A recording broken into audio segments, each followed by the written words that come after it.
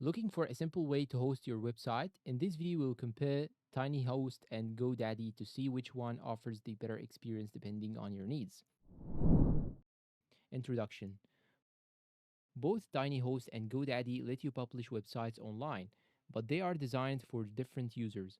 One focuses on speed and simplicity, while the other offers a complete website hosting ecosystem. Here's what you need to know. Ease of use. TinyHost is one of the easiest hosting platforms available. Simply drag and drop your HTML files, and your website is live within seconds. No server setup, databases, or technical knowledge required. GoDaddy, on the other hand, provides shared hosting, WordPress hosting, VPS, and dedicated servers. Setup is still beginner friendly, but there are more settings and options to manage. Winner, TinyHost for simplicity.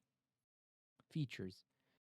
TinyHost is designed for static websites like portfolios, landing pages, resumes, documentation, and prototypes. It includes custom domains, password protection, SSL, and basic analytics.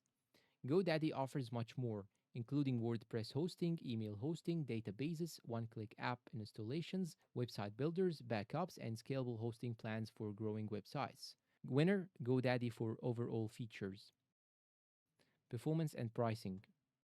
TinyHost delivers fast performance for static websites because there are no databases or complex server processes.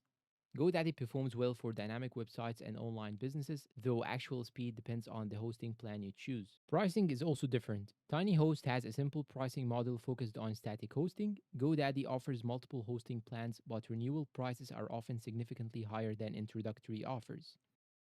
Final verdict and conclusion. Choose TinyHost if you need to host a static website quickly, if you want the simplest possible setup, if you are creating portfolios, landing pages, or project demos. Choose GoDaddy and go for it if you need WordPress or database powered websites, if you plan to run a business website or online store, and if you want room to scale with additional hosting services. If you found this comparison helpful and useful, do not forget to like the video and subscribe for more honest software reviews and comparisons. Thanks for watching and goodbye.